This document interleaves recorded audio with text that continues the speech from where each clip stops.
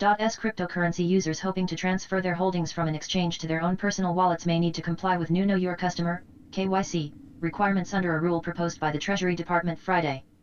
Under the Advanced Notice of Proposed Rulemaking, users who want to send cryptocurrencies from centralized exchanges to a private wallet would need to provide personal information about the owner of that wallet to the exchanges. If the amount sent is greater than $10,000 in one day, the exchanges would also need to submit and store records involving such transactions with a total value over $10,000 in a given reporting period, or just maintain records for transactions over $3,000. In other words, users of centralized cryptocurrency exchanges who want to move their holdings onto their own private wallet, or to someone else's, would have to provide detailed personal information for transactions greater than $3,000. And exchanges would be required to report either individual or groups of transactions that add up to more than $10,000 to the Financial Crimes Enforcement Network, FinCEN. Along with another recent proposal, the move would increase the amount of work individuals and exchanges must put into transferring cryptocurrencies, as well as increase the amount of personal data exchanges must hold onto or report to the Treasury Department. This would bring crypto closer in line with the traditional banking system, perhaps giving greater comfort to institutional investors who are increasingly considering the asset class, but undermining the technology's early promise of privacy and self-sovereignty. In a press release, the Treasury said the rule would close loopholes around virtual currency transaction reporting. The general public will have until January 4, 2021 days to provide comments or feedback, although another part of the document says feedback can be submitted within 15 days after the rule is published in the Federal Register. The National Logbook, on December 23. FinCEN assesses that there are significant national security imperatives that necessitate an efficient process for proposal and implementation of this rule, the document read.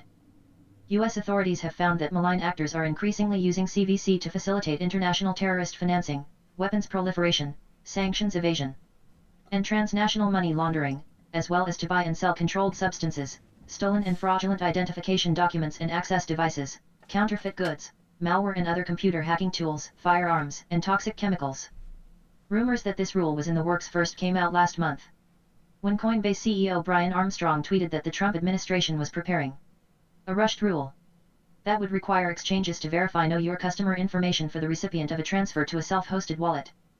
The move would introduce a large amount of friction for crypto users, Armstrong said at the time. The rule would be largely in line with guidance from the Financial Action Task Force, FATF, last year that required nations implement KYC rules for virtual asset service providers, a term for crypto exchanges and other startups, as well as the so-called travel rule. At the time, FATF's guidelines suggested that individual crypto wallets could be designated VASPs, saying, in cases where the VASP is a natural person, it should be required to be licensed or registered in the jurisdiction where its place of business is located, the determination of which may include several factors for consideration by countries. Public comment period. Anytime a VASP customer sends $10,000 or more in crypto to a self-hosted wallet in a single day, their VASP would be required to verify their identity, collect the identity of their counterparty, and file a report with FinCEN. The rule would force banks and money services businesses, MSBs, to compile and verify the same information for all unhosted wallet transactions over $3,000. They would not need to file a report with FinCEN, however. As has been rumored for weeks, the rule's main target appears to be self-hosted wallets. FinCEN calls them unhosted wallets. These are wallets that grant their users access to the private keys, giving them full control over the funds, just like the leather wallet in your pocket or purse. Read more. How FinCEN became a honeypot for sensitive personal data. Treasury also intends to apply the reporting rules to foreign wallets tied to countries on FinCEN's money laundering watch list. This means Myanmar, which FinCEN calls Burma, Iran, and North Korea to start. FinCEN suggested that a large portion of crypto transaction activity might be suspicious, writing that despite significant underreporting due to compliance challenges in parts of the CVC convertible virtual currency sector, in 2019, FinCEN received approximately $119 billion in suspicious activity reporting. A significant majority of these transactions might relate to possible legal violations, the document said. Central bank digital currencies.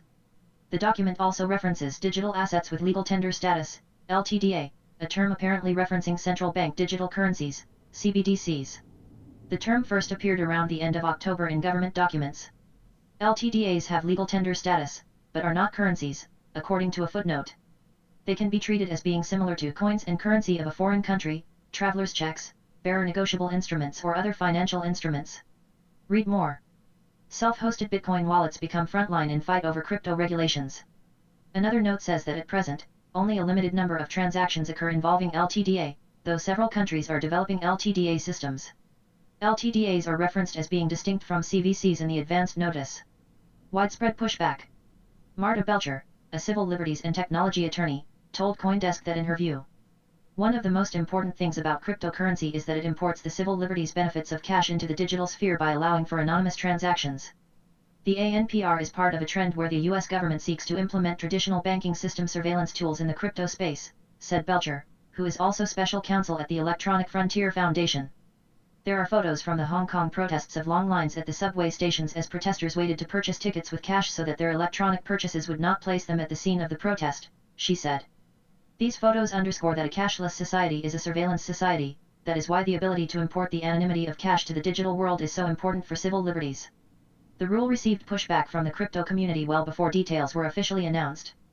Armstrong criticized the rule, saying he believed there may be unintended consequences.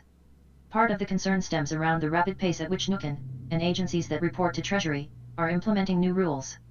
FinCEN, a bureau of the Treasury, moved to lower the threshold for applying the travel rule to international money transfers, including cryptocurrencies. While that rule change proposal did see a public comment period, it was shorter than typical by at least 30 days.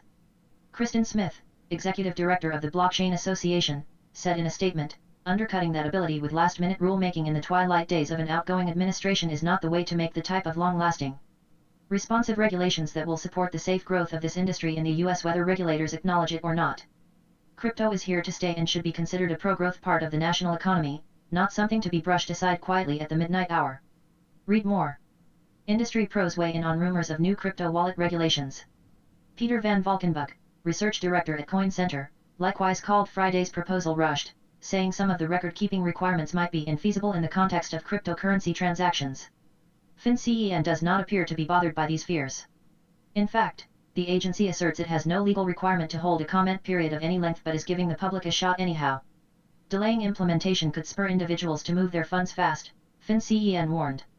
The moves increase the amount of work individuals and exchanges must put into transferring cryptocurrencies, as well as increase the amount of personal data exchanges must hold onto or report to the Treasury Department. Republican lawmakers even decried the move. With a public letter signed by U.S. Representatives Warren Davidson, Ohio, Tom Emmer, Min, Ted Budd, NC, and Scott Perry, Penn, asking NUCN to discuss the move with elected officials. Earlier on Friday, Senator-elect Cynthia Lummis, RYO, said she was concerned by the move. Other industry representatives criticizing the move include Circle CEO Jeremy Allaire, who wrote an open letter to Treasury Department staff saying the proposed rule would inadequately address the actual risks that are at issue, and harm the industry overall. International restrictions. The US follows a number of other nations in implementing stricter identity verification rules around crypto wallets. France, the Netherlands, and Switzerland have all created their own form of stringent wallet rules this year. De Nederlandse Bank, the Netherlands central bank, apparently began requiring exchanges to ask its customers what they intend to use their cryptocurrencies for as well as verify that they were the owner of the wallets they were trying to transfer funds to. Similarly, Switzerland has required exchanges to prove ownership of non-custodial wallets since the start of the year. Read more. FinCEN encourages banks to share customer information with each other. Prior to the US, France was the latest country to force such identification requirements on crypto exchanges, barring anonymous accounts and hinting at further digital ID rules. Unlike the other countries, however, French Finance Minister Bruno Le Maire cited concerns around crypto being a potential source of terrorism funding rather than FATF in the rule's rollout. Van Valkenburg noted that the US proposal differs from the overseas variants, writing, "We are, nonetheless, gratified that the US has not chosen to repeat the mistakes made overseas, and instead, policymakers have proposed an extension of rules that already apply to traditional financial institutions dealing in cash."